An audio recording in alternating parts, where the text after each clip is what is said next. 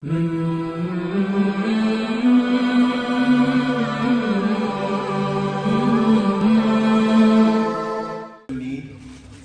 cannot live without Allah's blessing.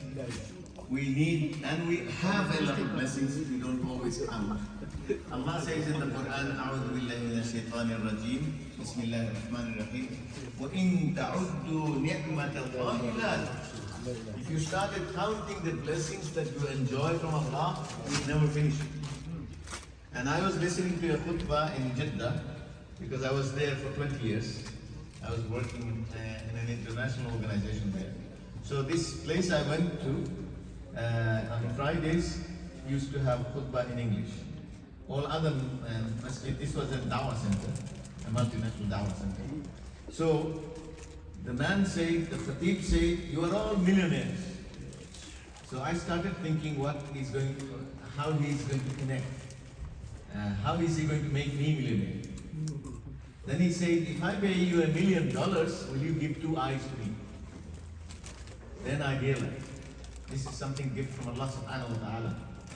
I will not give 2 eyes for $1 million or 10 million or 100 million, because I'll be stuck.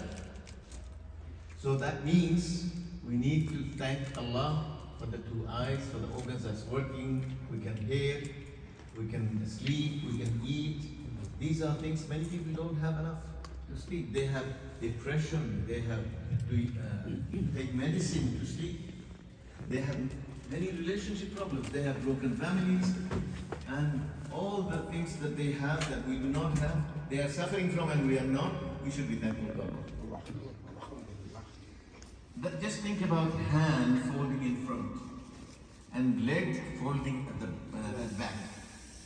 If the hand did not fold in front, I could not eat. I can only eat like animals. Straight to the food with mouth. That would be pretty disgusting. If I couldn't fold my leg, I couldn't sit down. Or I have to just keep the leg. You know, those who have had accidents, they had difficulty for a while. Sometimes we may have hands occupied because of pain or maybe plaster. And most people are right-handed. And try using your left hand to brush your teeth and see how it feels. So we need to thank Allah for many, many things.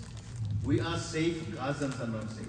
But Gazans are, the children are so strong in faith that I draw inspiration from them.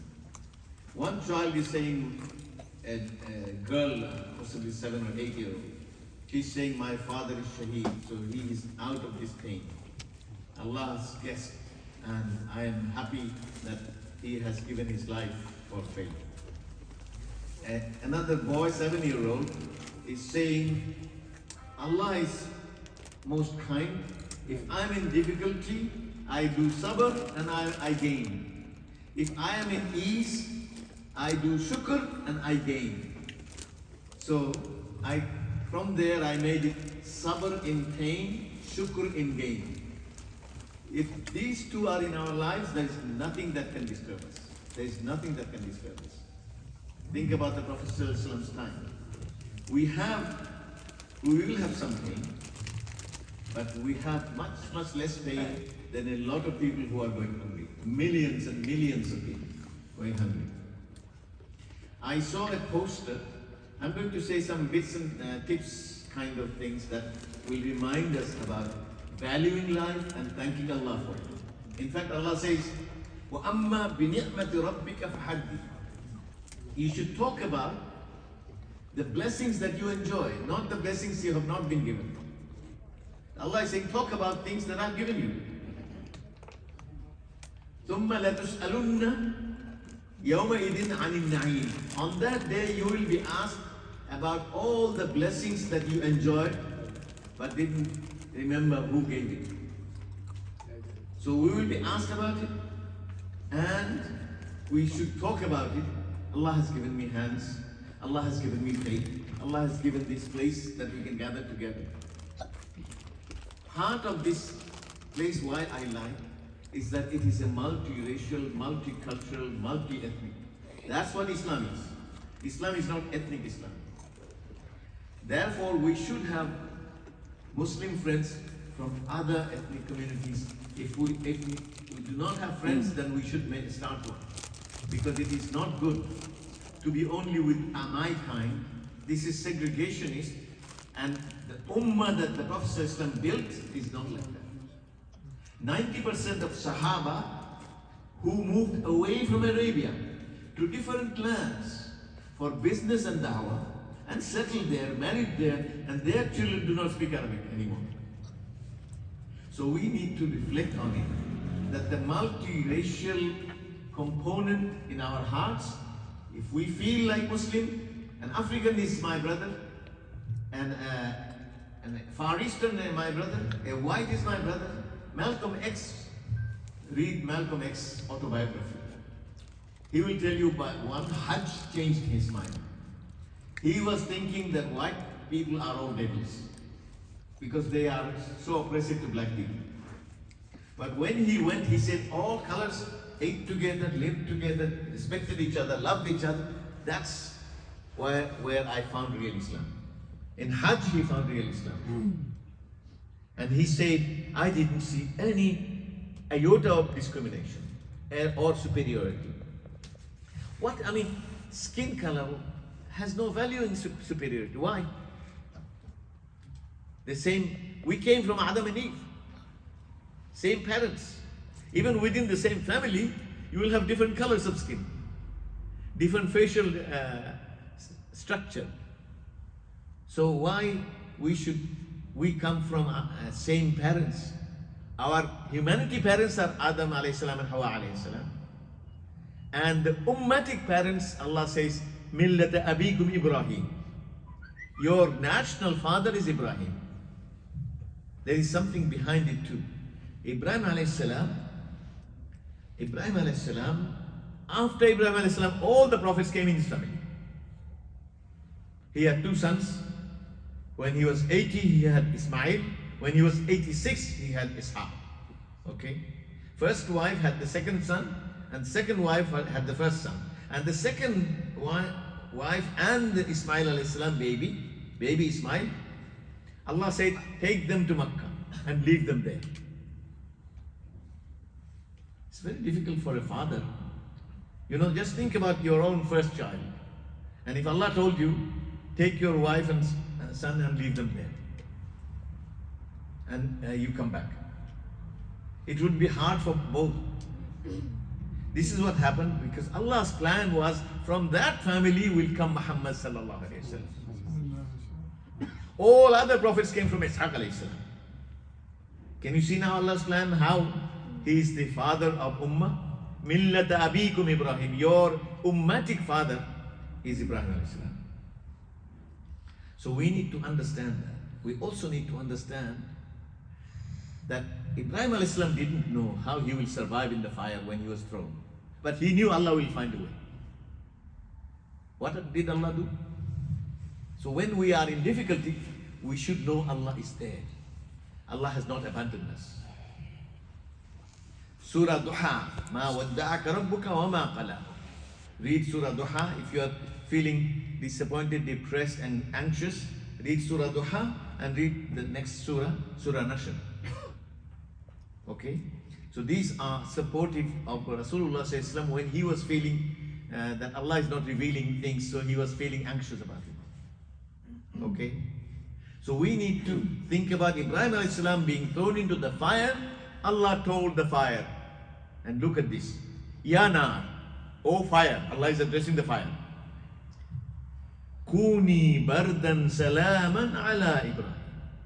Become comfortable cold for Ibrahim alayhi salam. I didn't know what was uncomfortable cold until I came here 51 years ago. And I came in November. In ice, in snow. So I know how uncomfortable, how much discomfort it can give. So he was in comfort, like in the sun, if you are in AC room, you are in comfort. And they were burning in the sun because the sun was burning on them. But not on Ibrahim alayhi salam because he is in the fire and the fire has lost its power because Allah ordered it. When Musa alayhi salam came to the Nile, He had the army of Pharaoh behind him, and he had the sea in front of him. He didn't know what will happen, but he was sure Allah will do something. He didn't know what Allah will do. Then Allah commanded, hit your stick on the water. And the water divided. And the dry road appeared for them. And they passed through. Then Pharaoh followed, and Allah ordered the water to come together. And they all died. So Allah has Allah's plans. And Allah says, وَمَكَرُوا وَمَكَرَ اللَّهُ وَاللَّهُ خَيْرُ الْمَاكِرِينَ. They plotted and Allah planned, and Allah is the best of planners. They plotted to kill Ibrahim, but they were burning instead. They plotted to kill Musa alayhi salam, they were killed by Allah subhanahu wa ta'ala. Similarly, Yunus alayhi salam was in the belly of a big fish, but it could not digest Yunus alayhi salam, because Allah rescued him. Ismail alayhi salam was under the knife when Ibrahim alayhi salam told him that I have seen that I am slaughtering you. And he knew that the Prophet's dream is true, is revelation, is wahy. So he said, Undur madha tara. He asked his son, what do you think? What do you think? You know what he said? Ya abati, oh my dear father, if'al ma tu'maru satajiduni insha'Allah min as-sabirin. Whatever you have ordered you to go ahead and do it. He's talking about him being killed by knife, and Ibrahim alayhi salam will kill him, because Ibrahim alayhi salam has been ordered to do so. And he was ready, both of them were ready. But Allah didn't want to kill Ismail alayhi salam. Allah only wanted to see if Allah's order could overcome the love of father to his firstborn. Then he was not killed. So the knife did not kill Ismail. So can you see, if Allah is there, this is the power with which the civilians and the Palestinians are fighting. Otherwise, there is no, this is suicide mission for them. But for them, Shahada is more important. So they have, while Arab rulers have failed, either they are cowards, or they are puppets, or they are serving their own interests. Arab streets are so filled with people against this oppression. But Arab rulers are sitting, doing nothing.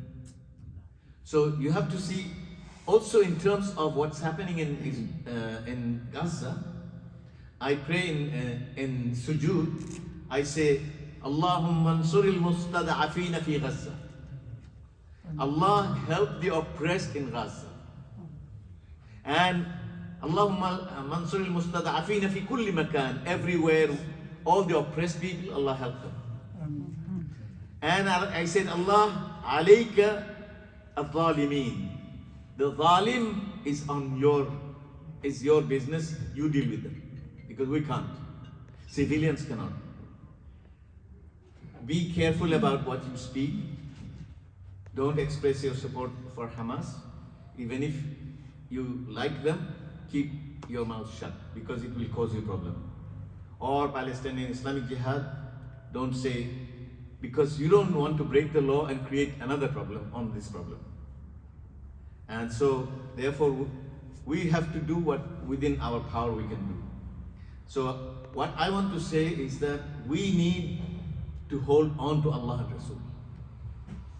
Where there is a choice, then we need to choose Allah and Rasul.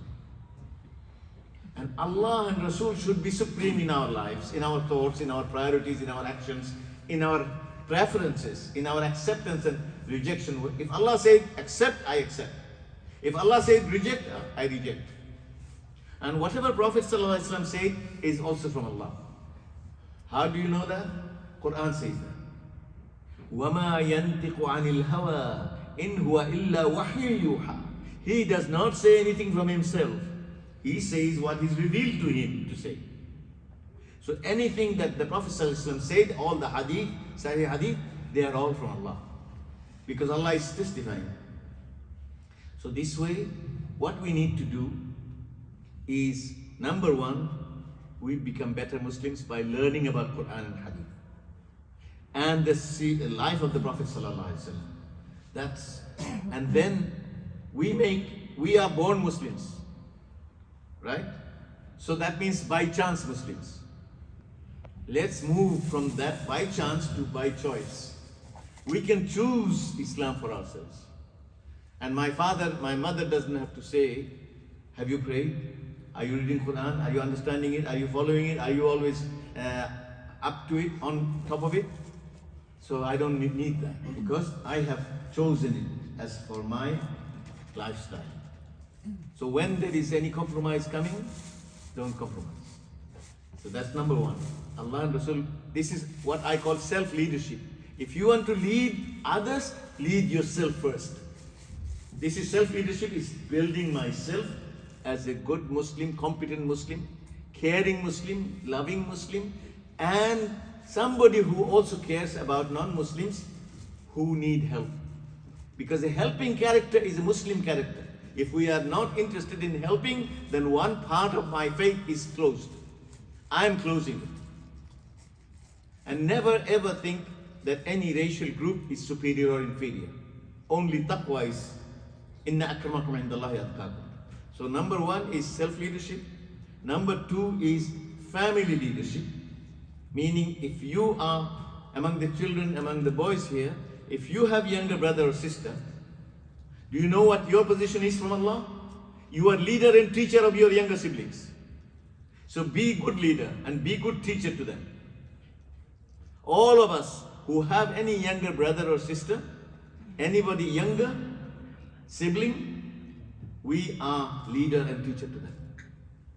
If they're grown up, we give nasiha. Otherwise, we give instruction. When you give instruction, say, you do it because this will benefit you like this. If you say don't do it, explain why it is bad, that it has harm in it. So this is number two, as family leadership. Number three is community leadership, like here in mosque. Various roles are given. There is somebody, president and secretary and treasurer of the mosque. There may be youth club and there will be president, secretary, treasurer, like that. So all those, if I cannot lead my life, if I cannot lead my younger siblings or my family, if I'm head of the family, then I cannot lead the community. So that all should be based on pleasing Allah and going to Jannah, based on Quran and Sunnah guidance. That's all I have to say. May Allah bless you, and thank you for listening. Please pray for me. I will be going to New York on 1st of November for doing this kind of thing.